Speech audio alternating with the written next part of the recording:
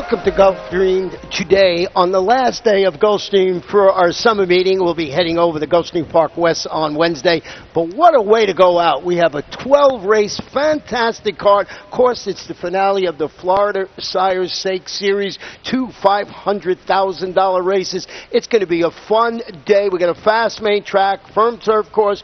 We are the luckiest state in the country. We have beautiful weather for our big signature day of the summer meeting. And we're going to tell you about carryovers now. We got a carryover in the Rainbow Six, which is at race number 7 with a 12-race card, $11,000 plus, but it's mandatory payout today, Katie. All the things must be paid out. There you see it. The Rainbow Six, the Pick 5, the Super High 5. So you don't need that one unique ticket. You do not need that one unique ticket. If there are multiple winners, they'll be sharing whatever's in that pool, and that means you bet this thing up because everything's going to come out of it today.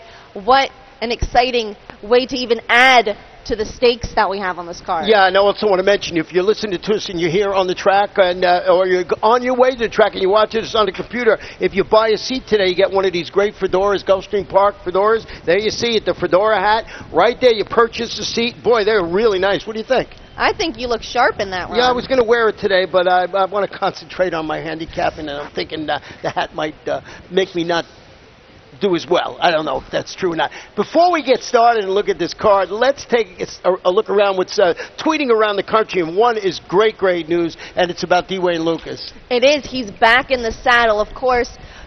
A little bit earlier than the doctors would recommend, but that's not surprising with Dwayne. He had a pacemaker inserted in his heart and some stents. He had some heart trouble a couple weeks ago, but it's amazing to see him back where he belongs. And what a race yesterday by this horse ridden by our one and only Edgar Prado at Keeneland. It'll flip up now, and there you see it. Run Happy. Boy, did this horse run well. And earned a spot in the Breeders' Cup Sprint. Congratulations to our very own Edgar Prado, his second straight graded stakes victory with this horse. And you know what? We were mentioning Gulfstream Park West, which starts on Wednesday. We got some unique wagers that we're going to have, and one of them is a rolling high 5 every race of the day, and it carries over. If nobody doesn't have the 5 winners, it goes to the next race, and so on until the pool builds. A 50-cent wager, and that is starting Wednesday at Gulfstream Park West, and it got underway at Laurel yesterday. Yeah, it seems to be well received. It's certainly going to be a challenging bet.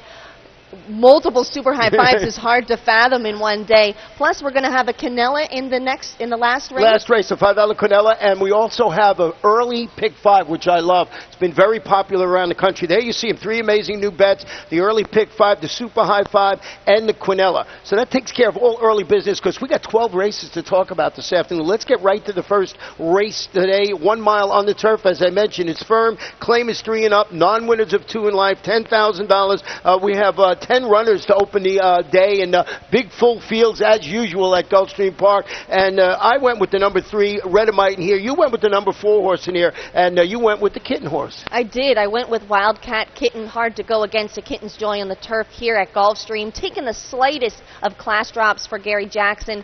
Came on with a bit of a late run to secure 3rd against $12,500 claimers on September 17th. That was in an off-the-turf contest in a race that seems to me to lack a lot of recent form. He stand out to me as the most reliable. Love the pedigree, but you went in a different direction. We have similar horses at the back of our trifecta, but tell me about the 3. Well, Redamite, I thought I was going to be cute in the opening race. I opened up the program, and it's the 2-to-1 morning line favorite. I couldn't believe it. I thought it was going to be a little bit of a long shot. Dropping to this $10,000 level, stretching out to a mile today after making a bid at the quarter pole, flattening out in that race, finished 5th, but it was against $30,000 2 lifetime claimers. Herman Walensky was the key there. He's really good with horses stretching out in distance. Thought that was a logical way to go. You see our selections in race number 1. We got our first of 6 stakes races in race number 2, and it is 1 mile and 1/16 for 3-year-old fillies, and it is the Florida Sire Meadow Star. We'll have 6 runners in this field, and both Katie and I went with the number 5. Dogwood Trail. Hard to go against this filly. Gosh, is she fast and talented. The only graded stakes winner in the field, having captured the Azalea in July. Going to stretch out beyond 7 furlongs for the first time, but I think she's just going to be able to cruise out there along the front end and get another win today. Well, the horse that we both have in second, Saving Time, was second to Dogwood Trail in the 7 furlong 3 ring, but second in front of her. And the You and Me is stretching out to this mile in the 16th distance with certainly has the breeding to handle the added real estate. Vaughn Hurd is the trainer. Arnie Fontanez handling the stretch out today. I wanted to talk a little bit about the horse I had in third in here. It's Hollywell. And I'll tell you why I use Hollywell. Not been in the greatest of form lately, but this is the only horse in the race has the distinction of being the only horse to ever win at the distance, and that was in the My Dear Girl last year. So I threw this horse in just as a sneaky play. I think it's a good sneaky play. She certainly is proven at the distance, but again, she's going to need to take a step up from where she's been running. Yeah, I mean, I think we have the logical horse on top in there in that race. So let's go to race number 3 today. 1 mile on the turf, maiden special weight, 2-year-olds, maiden special weight conditions, 8 horses in the field, no scratches, no jockey changes. But once again, I think we have the right horse on top, or at least in the top 2, and that is the 7 Applicator. He may be 0 for 7, but I think this is a horse that's just getting better for trainer Mikhail Yanikov. He's a son of Henry the Navigator, set the pace in his last start, got into a duel and had to settle for second. That was at a mile and a 16th. He cuts back to a mile today, and they're going to have to catch him to beat him. Well, I'm going to give you a little homework here for you to do. This horse was second to J.R.'s Holiday last time out, and J.R.'s Holiday will be running in the Armed Forces later on in the card. So mark this horse down. If he runs well, like Katie and I think he was, maybe that moves J.R.'s Holiday up in your selection. So we not only give you selections, we give you homework on this show here. We both, we have our next 2 flip-flop. I went with the 1 Yorkshire in, hoping to bounce back at a mile after following that 3rd place finish. That was in his 7.5 furlong debut. Comes back, stalks the pace, fades behind aforementioned J.R.'s Holiday. And Applicator, Philly Gleaves is the trainer at second time Blinkers. First time Jose Caraballo. I think this horse has some upside. Maybe you can grab a share in it. I'm glad you had it on the ticket, but you did go with the number 6, Marshall Eddy, in second. A son of City Zip, debuting for trainer Michelle Nihei. Like that he gets to train over the turf at Palm Meadows, a stamina-enhancing work pattern, and has a turf pedigree. Yeah, and pretty nice works on that horse. Yes. Come in and, like Katie said, working on the turf. Let's go to race number 4. This is 1 mile claimers, 3 and up, $6,250. I went with the 1 in here, Be a Wildcat, is stretching out to a mile today. 4 races at this distance with 2 wins after making the middle move, fading to finish 5th. Its local return going 7/8 of a mile. Marcus Vitale, Matthew Rispoli's the jockey. They've been doing great together. Put this one on top of my ticket, but not totally sold. I think the right horse might be the horse I have in second and you have on top, and that is Ludicrous Speed. This is not an easy race to handicap. I went with Ludicrous Speed, made a wide rally to be narrowly beaten when going a mile and a 16th at this level on September 20th. Has not been the most consistent, but I was encouraged by his run last time. Think he's rounding into form, and he's been competing exclusively in open company. Yeah, we threw the 4 Storm Warning's a candidate to rebound, after following that second place finish with a bad performance. So let's go to the 5th race this afternoon. This one, 1 mile on the turf, maiden special weight, 3-year-olds and upward. 9 runners in this field, and note the number 7 horse in this race is going to run with Lasix. So that number 7 horse, you get all the changes you need later on from our truck announcer Pete Aiello, but Lasix on the number 7. I like the number 5 in here, My Whole Roller, and so do you. My High Roller, I should say. Of course I do. A son of Bernardini. He's been knocking on the door for trainer Ralph Nix. He was interfered with 2 starts back in July. Then I think he moved a little bit too early in his last start and had to settle for second. Took the lead and then lost it at the top of the stretch. That was at a mile and a 16th. Again, he cuts back, and I think that's going to really help him. Plus, he's been working really sharply. Yeah, and the horse he ran second to Amigo I thought was pretty nice. That was a pretty nice performance. So My Whole High Roller, I really like on that ticket today. In second, Katie, I used the number 6 Overseer. Second at this distance in its first race back from an almost about 8-month layoff. Turning back, broke from post 12 last time out. Goes up track, the action, finishes 4th behind My Whole High Roller last time out. Phil Gleaves, Eddie Castro. I just think this horse improved post today. Has that race under its belt, can improve this afternoon. I know you had it on the ticket, but you used the number 3 in second, and that is Starship Frontier. Taking a step up to maiden special weight company, but from a buyer's standpoint, his numbers suggest he can fit in amongst this group. And we saw something similar happen yesterday with the Stanley Gold trained Pure Talent. Yep. Let's go to race number 6 today, and this is the race right before the Rainbow Six starts. So this one, 1 mile, maiden special weight, 2-year-olds. We do have a scratch in here. Not many scratches today. This is the first one of the day, and that's number 4, Minute Madness, one of the horses I did have on my ticket, but I did have number 5, Night Rhythm on top. Did you? I did not. I had Minute Madness on top, but definitely not upset to scratch into Night Rhythm.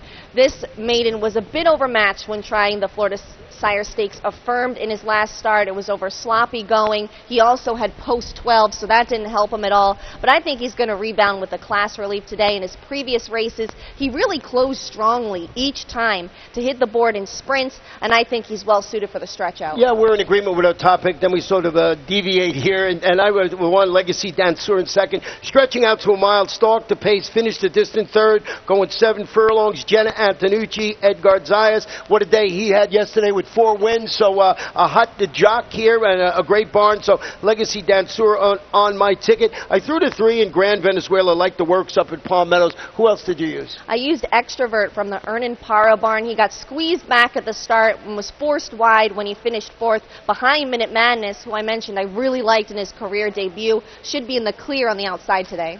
Well, this is where the Rainbow Six starts in race number 7, and what a race to start it with. This one, 1 mile and 1/16, 2-year-olds. It is the Florida Sire, My Dear Girl, $500,000. We want to go back and show you performance of a horse that, well, actually 2 horses in this race, and that is Ballet Diva and Silent Prayer. We're going to show you the morning line favorite in Ballet Diva, who won the Susan's Girl last time out, and her stablemate, who I thought ran a monster race to almost catch her in second. You see Ballet Diva using her trademark speed, has the lead, but you're going to see her stablemate coming on late, and you hear some plane action here at Gulfstream. This is the sound that Silent Prayer was making up ground late in this race.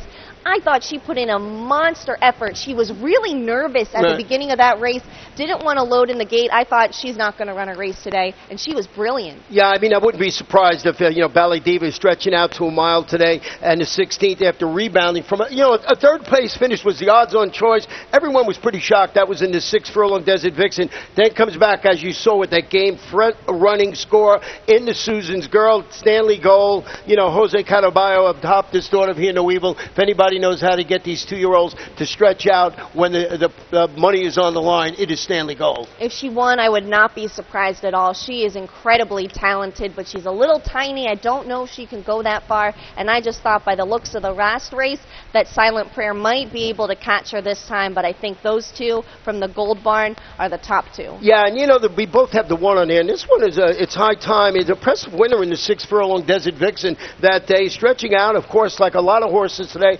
around the 2 turns for the first time. Chased the action last time out, finished 3rd behind the 2 horses we were just talking about, Ballet Diva, Silent Prayer. It's a daughter of Gone Astray. I think this horse has the ability to get this distance, and I think you're right. I think we have the right 2, but it's high time. You never know how the race is going to set up. I think it has to be on your exacta trifecta ticket. Depending how deep you're going to go in the Rainbow Six, you might want to just throw that horse in there, but I think we had the right 2 there. Let's go to race number 8, and the stakes action continues. 1 mile on the turf, fillies, 2-year-olds. This is the 2nd running of the Our Dear Peggy. We have 9 runners in this field, and I thought the logical horse, and I'm glad you had it on top. Well, we're in total agreement here with the number 4, Andrea's Reward.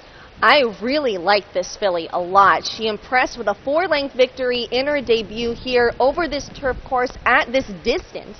She's a daughter of Warrior's Reward. Then she went up to Kentucky for the Kentucky Downs Juvenile Filly Stakes. She was 5th. She was very far behind in that race. She was 11th of 12 runners that day and actually picked up some pieces late to be 5th. The track is so different there. She's proven here and at the distance. Well, we both have the number 7 Cape Lady in second. I want to tell you a little bit about this horse. Making her local debut, she responded last time out to the surface switch with a perfectly timed maiden victory, going 6.5 furlongs, also on the Kentucky Downs turf. So, we had this horse coming in from Kentucky Downs, so I went, and I don't usually look at the sheets a lot. I went and looked at the sheets. This horse got a 6 in that race. The lower the number, the better. The rest of the horses in this race all had 14s, 15s, and 16s. Somehow, this horse had a 6. Sheet players, I think, are going to be jumping all over number 7 Cape Lady, and I'm glad to see you had on a ticket. And we closed it with the 2 Harlan's Darling, whose debut on the turf with Lasix added. For trainer Ralph Nix, he'd be silly to leave this one off. She may never have run on the turf before, but she's bred for it. Harlan's Holiday, 21% with his 2-year-olds in turf stakes. And today we'll be giving out awards for leading jockey, leading trainer, and everything. And I think we mentioned the 2 of those right there with that horse. So one you might want to use on the ticket.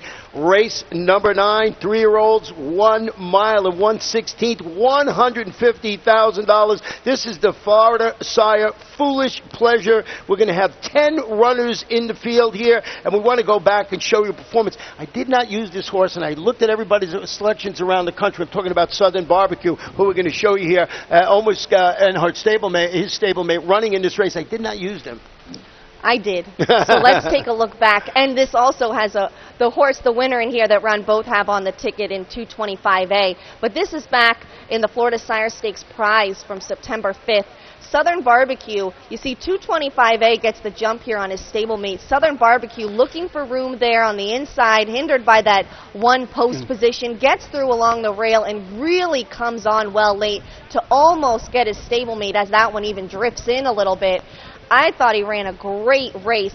This horse has just contended with very stiff competition. He was 3rd in a stake behind Requite and Grand Billy. He was 4th behind quality horses, Grand Billy Barbados, who was just 2nd again yesterday, and Wanambina in the carryback. I just think he has the class edge, but this is a tough race as well. Well, I'm going to give out my handicapping angles for today. You'll notice that throughout the day we've been talking about this mile and a 16th distance. Number 10, Sing Praises, who I have on top of my ticket, is the only previous winner at this distance, and that was in the 2014 In Reality Stakes. Stretches out, surrendered that 3-length lead when finishing 3rd. That was in the 7 furlong, 3 chopped road. Stanley Gold readied him for this assignment with a really sharp 5 furlong workout in 59-2. So my handicapping today, horses that are proven commodities at a mile and a 16th, and certainly I'm not going to go wrong by having Stanley Gold on a ticket, who has a lot of horses in this race. He has the bottom 3 horses. So he has 10 running today. 10 running today, so 3 just in this race. So I use Sing Praises, and I told you the reason why. You went with the 8 Southern Barbecue, and when I went back and looked, I said, oh my, maybe I should have used that. And the number 1 horse in here, Focus on Me, you threw on the ticket. I did, as did you. We both have him in 2nd. He's returning to stakes competition for the first time since finishing 4th in the Florida Sire Stakes Unbridled in August. He's now not only more experienced, but more accomplished. He's won 2 straight allowances. Well, let's go to race number 10 today, and this is 1 mile on the turf. It's for 2-year-olds, 75,000. It's the Armed Forces Scratch, the 1 Golden Ray, and the 7 Union Vow in this race. And we want to go back and show you a maiden performance from a horse from the Todd Pletcher Bond, and that is Ian Smith. I really like this colt. I was very impressed by his maiden breaking score back on September 3rd. He's going to take the lead into the stretch here and put on a pretty gritty display, holds on for a half-length victory there. He's stepping up to stakes competition today. The winner of his career debut just won an allowance. 2 horses that he beat in this race came back to break their maidens in their next start, so that's become a key race. And trainer Todd Pletcher, 38% when stretching 2-year-olds out off their maiden breaking victories. And this horse had trouble at the start, too, which we did not show you on there. We showed you just a stretch, called it there, stretching out around 2 turns. Hit the gate at the start, and, he's a son of Wildcat Air. He should love this distance and beyond. I don't think there's any problem with the breeding on this horse. No. The horse that I put in 2nd and you had in 3rd was the number 9, and that's the horse I gave you the homework about in here, and it's JR's Holiday. This one is turning back to a mile after that impressive 6-length maiden score, going a mile in the 16th. That was a good turf course that day. Jose Garofalo, Eddie Castro in the saddle. I like the way this horse run. Ian Smith is on top of my ticket, but I would not leave J.R.'s Holiday. And I told you, watch that race earlier on and see where if you bump this one up a little bit. I agree. Watch Applicator and then watch this one. I think this is a horse on the rise. Who else did you use? I didn't know what to do with the number 11 horse, and I'm going to tell you that right now. I know. I put him on the ticket. That's Bullet Gone Astray. He's going to make his turf debut today for trainer Henry Colazzo. But gosh, he comes out of the Grade 1 hopeful. Very tough race. He was a runaway 9-length winner of the Mountaineer Juvenile Stakes before that. And he won here impressively in his debut.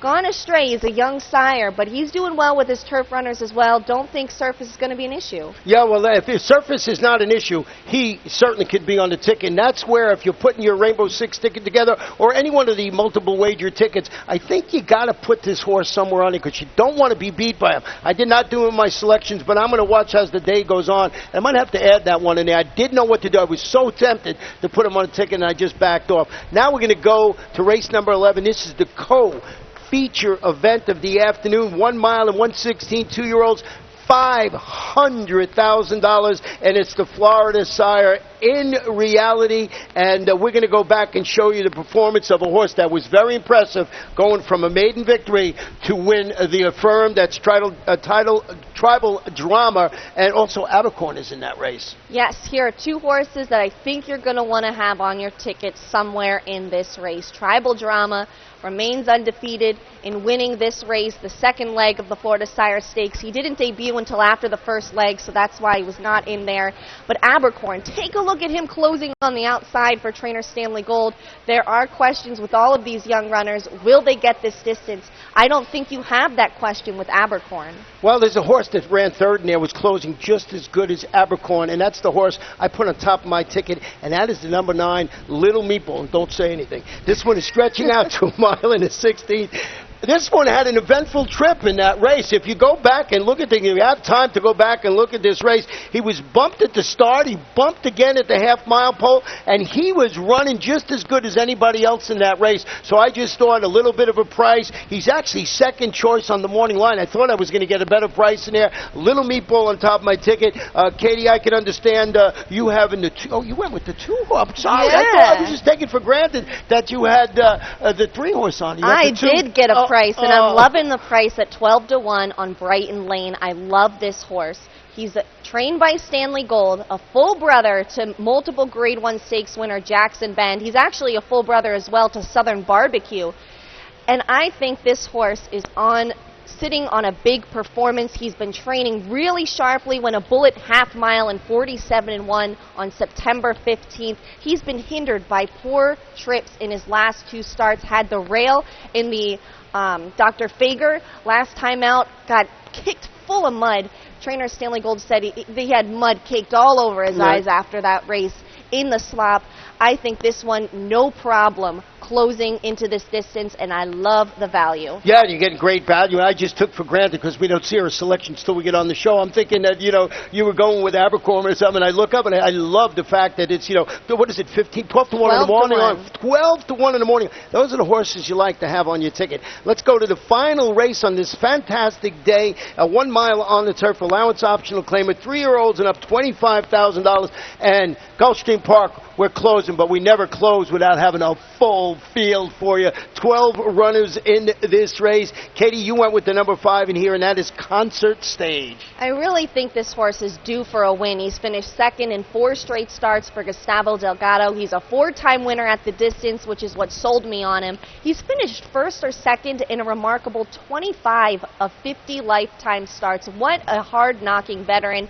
In his last race, he was just outdueled by a horse named Padilla, who would come back to finish second to Grade 1 winner Lochte in the Mr. Steele Stakes. So I gave him the edge, but the 3 that you use, Black Martino, he is really the class of this field in terms of stakes performances. Yeah, and he's 6 for 9 in the money on the Gulfstream turf. He's had 9 races here, 2 wins, 2 seconds, 2 thirds. Back in South Florida now after I guess sort of an inconsistent 2-race campaign up at Monmouth. He followed a really nice 3rd place finish. That was in the Lamplighter Stakes, and he comes back, stalks the action, and fades from a tough outside post that day. That was an entry-level allowance race going a mile in the 16th. I think this 3-year-old is in a real good spot today, as you mentioned, the class of the field. But watching this horse, as you know, we've been both watching it throughout its career here, always rooting for Black Martino, and he's just been showing that steady progress. So I think he might be the logical horse in there. But Concert Stage, for all the reasons you mentioned, and we both closed it out with the number 12, Giant's Passion. He lacked racing room when finishing 6th in a turf allowance on August 29th.